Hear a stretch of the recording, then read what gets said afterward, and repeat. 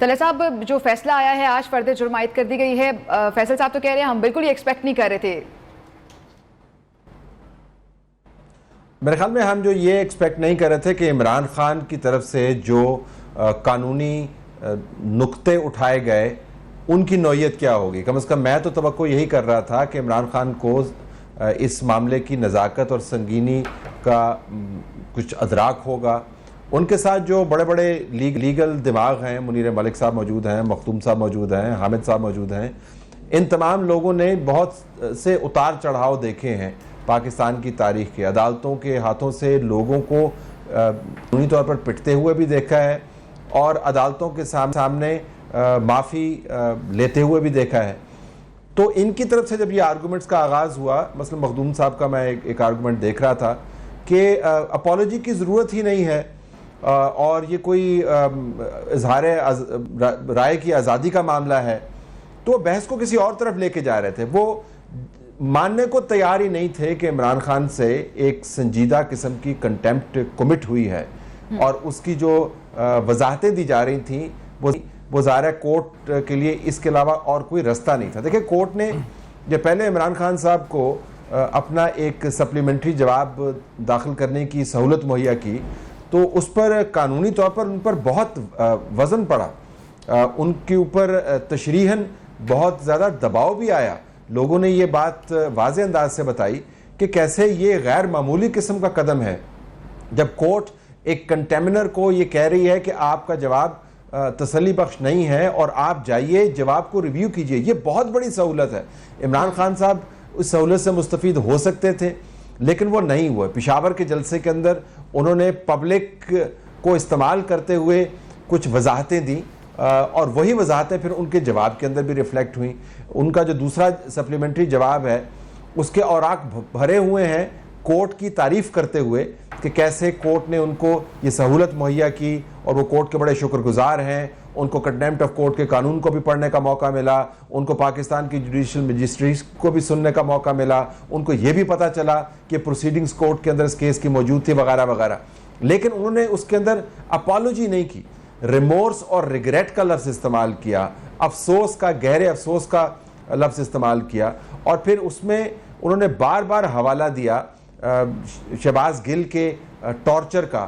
اور صرف ایک جگہ پر میں نے کہیں پڑھا کہ انہوں نے الیجڈ کا لفظ استعمال کیا، لیکن ویسے وہ اس افواہ کو جس کو ہر کسی نے رد کیا ایک خبر کے طور پر لیتے رہے اور اس کو جسٹیفیکیشن کے طور پر پیش کرتے رہے کہ جس کی وجہ سے میں جذباتی ہو گیا اور میں نے جواب دیا. اب دیکھیں، جو کنٹیمپٹ کے جو فنڈامنٹلز ہیں جب آپ اپالوجی کرتے ہیں بڑے واضح ہیں. وہ ویورز کے لیے میں سامنے رکھ دیتا ہوں، یہ کورٹ کی ججمنٹس میں سے اٹھائے گئے ہیں. جی جی. ایک تو یہ کہا گیا ہے کہ apology must be offered at the earliest or be postponed till fag end and not be postponed till fag end of the proceedings. یعنی آپ کو بہت جلدی جو ہے اپالوجی کرنی ہوتی ہے، آپ نے اس معاملے کو ڈریگ نہیں کرنا. دوسرا ہے کہ apology must be unconditional and unreserved and unqualified. یعنی اس کے ساتھ آپ آئیں بائیں شائیں نہیں کہہ سکتے، آپ جسٹیفیکیشنز نہیں دے سکتے، آپ تعویلیں مہیا نہیں کر سکتے، آپ ایسا کوئی کام نہیں کر سکتے. بالکل اسٹریٹ اینڈ نیرو سوئفٹلی آپ کو اپولوجائز کرنا ہوتا ہے. پھر یہ بھی لکھا ہوا ہے اس کے اندر کہ apology should not appear but must be satisfactory representing sincere and genuine remorse and should not be half hearted اور میئر فارمیلٹی. یعنی اگر آپ نے گوئنگ تھرو دا موشنز جس کو کہتے ہیں، یعنی اگر آپ نے ڈنگ ٹپانا ہے اور کورٹ کو فارمیلٹی کے ساتھ پورا کرنا ہے تو وہ اپالوجی کے زمرے میں بالکل نہیں آتا.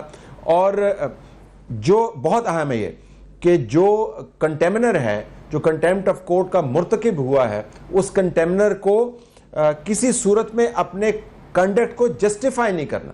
یہ نہیں کہنا کہ جی مجھے پتہ نہیں تھا، میرے سے غلطی ہو گئی، غلطی بھی نادانستہ طور پر ہوئی، وہ اس وجہ سے ہوئی، یہ آپ نہیں کر سکتے. اچھا، یہ جو اصول ہیں 4 5 6 کورٹ نے بہت تحمل کے ساتھ عمران خان کو وقت دیا. عمران خان اور ان کے لیگل ریپرزینٹیوز جو ہیں وہ اس موقع سے فائدہ نہیں اٹھا سکے، جس کی وجہ سے کورٹ کے پاس چارجز فریم کرنے کے علاوہ کوئی چارہ نہیں تھا. صحیح. اچھا طلعت صاحب اسی بات کو لے کر آگے چلیں گے. آپ نے کہا کہ معافی مانگنا بہت ضروری تھا اور معافی کا ایک بار بھی ذکر نہیں کیا گیا غیر مشروط معافی کا, تو جو چیز مانگی نہیں گئی تھی وہ کیسے مل جاتی؟ آپ کو لگ رہا ہے کہ ایون عمران خان صاحب یہ ایکسپیکٹ نہیں کر رہے تھے ڈیسیژن؟ دیکھیں عمران خان صاحب ایکسپیکٹ ڈیسیژن اس وجہ سے نہیں کر رہے تھے کہ ان کو بار بار ارد گرد کے لوگ بتا رہے ہیں کہ خان صاحب اگر آپ ڈٹ گئے نا جی تو کمال ہو جائے گا. اب آپ یہ دیکھیے ایک ٹویٹ چل رہا ہے ان کے ایک نمائندے کا جس میں لکھا ہوا ہے 130 سے سیدھا 190, یعنی وہ اس چارجز فریم ہونے کے بعد وہ بتا رہے ہیں کہ پہلے اگر ہماری 130 سیٹیں آنی تھیں اب ہماری 190 سیٹیں آئیں گی. یعنی جب آپ کو اس قسم کے ماشاءاللہ مشورے دینے والے لوگ موجود ہوں تو خان صاحب جو ویسے ہی اپنے بارے میں بہت زیادہ زوم میں مبتلا ہیں کہ جب میں قدم اٹھاتا ہوں تو زمین تھر تھراتی ہے, جب میں بولتا ہوں تو فلک اور زمین جو ہے اس کے اندر جتنے جاندار چیزیں ہیں وہ میری بات سنتے ہیں. تو جب ان کو اس قسم کے مشورے دیے جاتے ہیں تو ظاہر ہے وہ یہ سمجھیں گے کہ ان کے ساتھ یہ ہو نہیں سکتا. لیکن میں آپ کو بتا رہا ہوں کہ جو صبح سے پریپریشنز تھی, جو کورٹ کے اندر جج صاحبان کی آبزرویشنز تھیں, اور وہ بار بار بتا رہے تھے کہ جی آپ اس معاملے کی سنجیدہ نوعیت کو سمجھیے, یہ کرمنل کنٹیمپٹ کا کیس ہے, یہ صرف کورٹ کو سکینڈلائز کرنے کا معاملہ نہیں ہے.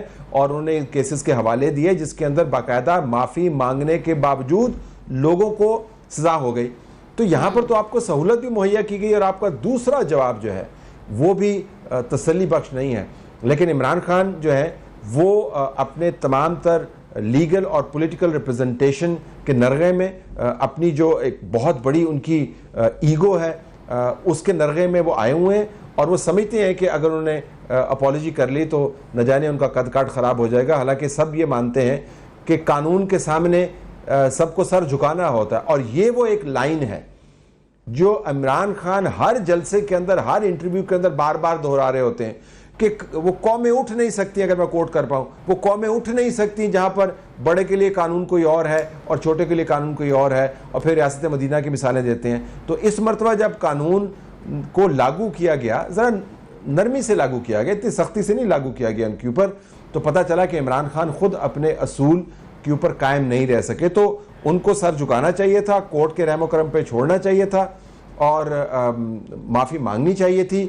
لیکن چونکہ ان کو مشورہ یہ دیا جا رہا ہے کہ آپ ڈٹ جائیں گے تو آپ کی واہ واہ ہو جائے گی اور ہمارا ستارہ آسمان سے باتیں کرے گا, تو میرے خیال میں وہ آلریڈی اس گمان میں مبتلا ہیں.